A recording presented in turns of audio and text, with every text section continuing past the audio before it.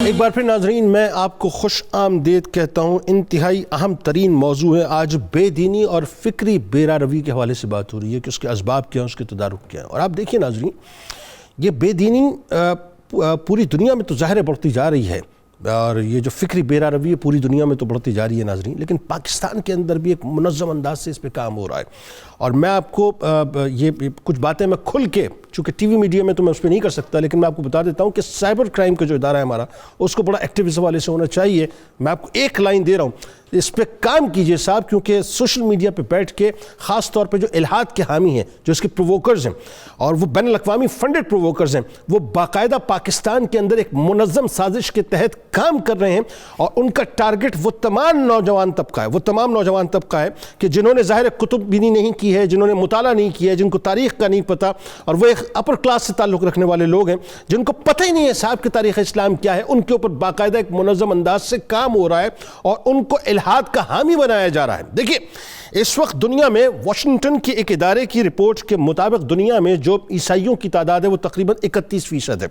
دوسرا بڑا مذہب دین اسلام ہے, اس کی تقریباً تعداد 25% بنتی ہے. اور آپ کو سن کے ناظرین حیرت ہوگی کہ اس وقت الحاد کے حامیوں کی, یعنی غیر مذہبی لوگوں کی جو مذہب سے دور ہیں, ان کی تعداد 16% ہو چکی ہے. اور مشرق وسطیٰ کی ایک ریسرچ ہے ناظرین کہ مشرق وسطیٰ میں اس وقت الحاد کے حامی بڑھتے جا رہے ہیں, یعنی ملحدین بڑھتے چلے جا رہے ہیں. اس پہ ایک خاص مقصد کے تحت کام ہو رہا ہے. لہٰذا اگر پاکستان کو بچانا ہے, پاکستان کو نظریاتی طور پہ محفوظ کرنا ہے, تو یاد رکھیے گا سائبر کرائم کے اداروں کو, ہماری ایجنسیز کو, ہمارے ریاستی اداروں کو منظم انداز سے اس پر کام کرنا ہوگا. اور خاص طور پہ ان تمام لوگوں کو بھی شٹ اپ کال دیجئے جن کے پاس طاقت ہے, جو کھڑے ہو کر قائد اعظم محمد علی جناح رحمۃ اللہ علیہ کو منفی انداز سے پیش کرتے. میرے قائد اعظم سیکولر نہیں تھے صاحب, میرے آپ کے قائد سیکولر نہیں تھے, اور انہوں نے تو بلکہ پوری زندگی میں دعوے سے کہتا ہوں, دعوے سے جملہ ادا کر رہا ہوں, ایک مرتبہ لفظ سیکولر کا استعمال نہیں کیا. لہٰذا جن کو تاریخ کا پتہ ہے وہ آ کے بات کریں, اور جن کو بات کرنی ہے ان کو چاہیے کہ وہ بات کرتے وقت اس بات کا خیال رکھیں کہ بے دینی اور فکری بیرا روی کے پیچھے کس انداز سے یہ 5th جنریشن وارفیئر کے اندر پاکستان کے خلاف کام کیا جا رہا ہے. اس کو سوچنے سمجھنے اور اس کا حل تلاش کرنے کی ضرورت ہے. ڈاکٹر صاحب بڑا اہم ترین اب معاملہ ہے, اور میں چاہتا ہوں اب اس فیز میں ہم داخل ہو گئے کہ جس پہ ہمیں اس بات پہ کھل کے گفتگو کرنی چاہیے صاحب کہ دین سے دوری جو بہت تیزی سے بڑھتی جا رہی ہے. اور خاص طور پہ میں نے آپ کو بتایا نا, وہ جو آپ اسے انٹلیکٹ کلاس کہیں کیا کہیں, لیکن وہ جو سپر ایلیٹ کلاس ہے خاص طور پہ, اور اچھا مڈل کلاس میں بھی یہ معاملہ نظر آتا ہے. دین سے دوری اور بیرا روی, خاص طور پہ فکری بیرا روی ہے, اس کے اسباب پہ پہلے بات کرتے ہیں, وہ کیا ہے یہ بتائیے ذرا. جی جنید صاحب, جس بھیانک منظر کا بھی آپ نے تذکرہ کیا ہے, دیکھیں سبب یہ ہے کہ دین سے جب دوری پیدا ہوتی ہے تو اس کے کئی اسباب ہوتے ہیں. کبھی تو اس کے اسباب عقلی اور علمی ہوتے ہیں, اور کبھی اس کے اسباب عملی اور کردار سے متعلق ہوتے ہیں. یعنی جو دین کے نمائندہ لوگ ہیں, جب وہ سوسائٹی میں کردار کے لحاظ سے افیکٹو نہیں رہتے, اس سے بھی لوگ دین سے دور ہوتے ہیں. یا وہ پراپر استدلال نہیں لا سکتے سوسائٹی کے سامنے. علامہ نے کہا تھا کہ تعلیم پیر فلسفہ مغربی ہے یہ, ناداں ہیں جن کو ہستی غائب کی ہے تلاش. محسوس پر بنا ہے علوم جدید کی, اس دور میں ہے شیشہ عقائد کا پاش پاش. آج کا جو دور ہے, آج کی جو دنیا ہے, اس کا مائنڈ سیٹ کیا ہے؟ لن نؤمن لک حتی نری اللہ جہرۃ. یہ علامہ نے آیت بھی اپنی ایک تحریر میں کوٹ کی ہوئی ہے. جیسے یہود نے کہا تھا, آج ہی کی بات ہو رہی ہے, جیسے یہود نے کہا تھا اللہ جب تک ہم تمہیں دیکھ نہیں لیتے تمہیں مانیں گے نہیں. واہ, ٹھیک ہے, مطلب وہ نیریٹو علامہ نے اس وقت جو ہے بیان کر دیا تھا. جنید صاحب اس استدلال کو بھی ایڈریس کرنا ہے. کیسے کرنا ہے؟ دیکھیں بات یہ ہے کہ جب کوئی شخص یہ کہتا ہے کہ دین حقیقت نہیں ہے, خدا حقیقت نہیں ہے, ہم نے یہ دیکھنا ہے کہ اس کے پیچھے کوئی استدلال ہے. ٹھیک ہے, دیکھیں جب آپ کوئی دعویٰ کرتے ہیں, ضرورت ہے اس بات کی اس دعوے کو لانے کے لیے, اس دعوے سے متعلق ساری تفصیلات کا آپ نے احاطہ کیا. درست. اگر میں آپ کے بارے میں پورا جانتا نہیں, مجھے آپ کے بارے میں کچھ سٹیٹمنٹ دینے کا حق ہی حاصل نہیں. بالکل ٹھیک. اگر آپ نے اس دعوے کے بارے میں پوری تفصیلات کا احاطہ نہیں کیا تو آپ علمی بددیانتی کے مرتکب ہو رہے ہیں وہ دعویٰ. ڈاکٹر صاحب ایک بات بتائیے, اب میں چاہتا ہوں سینوپسس کی صورت میں چند ایک باتیں. ایک تو علماء حق سے بہت دوری ہوگی, دوسرا علماء سو نے جو کردار ادا کیا اس کی وجہ سے ایک منفی پرسیپشن بنا.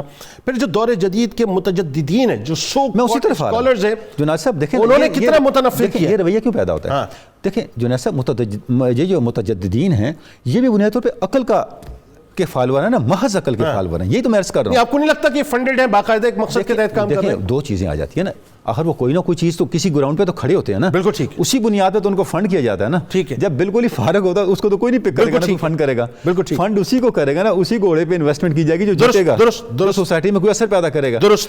وہ جس استدلال پہ کھڑے ہیں آپ نے اس استدلال کی نفی کرنی ہے، آپ نے سوسائٹی کو بتانا ہے. لیکن کاؤنٹر نیریٹو تو اب بلٹ ہی نہیں کروانے دیا جاتا. تو جنید صاحب یہی تو ہماری کوتاہی ہے، یہی میں عرض کر رہا ہوں کہ دین کے نمائندہ طبقوں کو اپنا مؤثر استدلال اور مؤثر کردار دکھانا ہوگا. درست. یہ ایک امتحان ہے. اسی علامہ نے کہا تھا نا، بہت اچھی آپ بات کر رہے ہیں. دانش عذاب حاضر سے آگاہ ہوں میں کہ میں اس آگ میں ڈالا گیا ہوں مثل خلیل. ہائے ہائے ہائے. یہ جو دانش عذاب حاضر ہے، اس سے نکلنے کے لیے آپ کے پاس اگر استدلال نہیں ہے، جس طرح میں آ رہا تھا جنید صاحب، ہمیں نسل نو کو بتانا ہے کہ دیکھیں ایسے دعوے کو آپ کیوں قبول کرتے ہیں جس کے پیچھے کوئی آرگومنٹ نہیں ہے؟ آپ اپنے آپ کو ہلاکت کے سپرد کیوں کرتے ہیں؟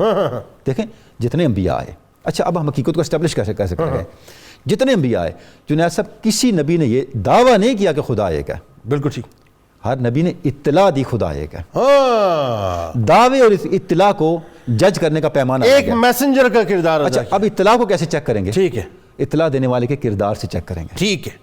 جو ہمیں دین سے دوری کی تعلیم دیتے ہیں ان کا کردار کیا ہے؟ کیا وہ قابل اعتماد ہے؟ ٹھیک. کیا ان کا دعویٰ کسی آرگومنٹ پہ بیسڈ ہے؟ واہ. نہیں ہے تو کیوں دھوکہ دیتے ہیں سوسائٹی کو؟ واہ واہ واہ واہ، کیا اچھی بات. اس سے بڑا دھوکہ کیا ہو سکتا ہے؟ واہ. دیکھیں آپ سوسائٹی کو یہ بتائیں کہ آپ اس راستے کو اختیار کر لیں اگر آپ کے پاس کوئی بات کرنے والا حضور کے کردار سے بڑے کردار کا حامل ہے معذرت. ہائے ہائے. دوسری بات جس طرح میں نے اشارہ کیا، مؤثر کردار جو ہے سب صرف خانقاہ سے نکلتا ہے، حقیقی خانقاہ سے. اچھا یہ ہم تدارک پہ بات آ گئی. اب دیکھیں اس سے پہلے یہ بتائیے میڈیا کے کردار کو کیسے آپ دیکھ رہے ہیں؟ مجھے ایسا لگتا ہے کہ میڈیا نے بھی بہت ایکسپلوئٹ کیا ہے کہ اس نے جو ہے دین سے بہت زیادہ دور کر دیا ہے اور فکری بیراروی کو بڑا پرووک کیا ہے. جنید صاحب بینگ ویری مچ ہانسٹ، اگر آپ مجھے اجازت ہے یہ جملہ کہنے کی، میں آپ سے یہ عرض کرتا ہوں، مجھے بتائیں میڈیا کس ایجنڈے پہ ہوتا ہے؟ میڈیا کمرشل انسٹیٹیوشن ہے. ٹھیک ہے. یہ کوئی آئیڈیالوجیکل انسٹیٹیوشن نہیں ہے. ٹھیک ہے. میڈیا ایجوکیشنل انسٹیٹیوشن نہیں ہے. کمرشل انسٹیٹیوشن کی اپنی پرائرٹیز ہیں. لیکن مسئلہ یہ ہے کہ ہماری سوسائٹی کو یہ سمجھنا چاہیے برین اسٹارمنگ کا ذریعہ بن گیا ہے، بنیادی ذریعہ بن گیا. اس نے وہ چیزیں لے کے آنی ہیں جس سے اس کے کمرشل پرپس سرو ہوتے ہیں. تو اس کا مطلب میں یہ سمجھوں ہم اس پروگرام میں بیٹھے ہیں، یہاں بھی بین الاقوامی فنڈ جو ہے وہ کام کر رہے ہیں. ہم اس پروگرام میں بیٹھے ہیں، کیا اس پروگرام میں کوئی اشتہار چلتا ہے؟ ٹھیک ہے، بالکل نہیں چلتا. ایسی مثالیں آپ کو کم ملیں گی. دیکھیں ہمیں یہ چیز آگے لے کے جانی ہے، سمجھانا ہے کہ جس شخص سے آپ جو جنس لے رہے ہیں اس کی کریڈیبلٹی تو چیک کرو. ٹھیک ہے. اور میڈیا جو ہے اس کو مانیٹر کرنے کے لیے اور اس کو ٹریک پہ چلانے کے لیے جب تک سوسائٹی سے مؤثر لوگ نہیں کھڑے مجھے پاسبل نہیں ہے جنید صاحب. بالکل ٹھیک. دیکھیں باتیں کرنا اور چیز ہے. ٹھیک ہے. یہاں بہت واز کر سکتے ہیں، ہم سارے بیٹھ کے شام تک کر سکتے ہیں. ٹھیک ہے. ایفیکٹو میجرز کیا ہیں؟ دیکھیں میڈیا کو کمرشلائزیشن کے اندر رہتے ہوئے حق بات کیسے کہنی ہے، لیکن وہ کہنی ہے شتر بے مہار ہو گیا. جنید صاحب اس کو شتر بے مہار کو شتر با مہار تب بنایا جا سکتا ہے نا جب با مہار بنانے والے سوسائٹی میں ہوں. یہ تو میں عرض کر رہا ہوں. لیکن اگر سوسائٹی میں آپ کی جو اپنا رولنگ ایلیٹ ہے اس کا تصور یہ ہو کہ یہ میڈیا کو مزید آزاد ہونا چاہیے، مزید لبرل ہونا چاہیے، مزید سیکولر ہونا چاہیے، پھر میں عرض کرتا ہوں تو پھر تو بیرا روی مزید ہوگی. جنید صاحب پھر میں عرض کرتا ہوں مغرب میں کانسٹیٹیوشن جو ہے یا اسٹیٹ انٹرسٹ جو ہیں وہ مذہب کی حیثیت رکھتے ہیں نا، اس کے خلاف کوئی نہیں بولتا. ٹھیک ہے. سرکاری لوگوں سے کیوں نہیں بولتا؟ ٹھیک. پبلک ویل نہیں بولنے دیتی. ٹھیک ہے. دیکھیں پھر میں عرض کرتا ہوں ہمیں مؤثر دینی کردار زندہ کرنا ہے. درست.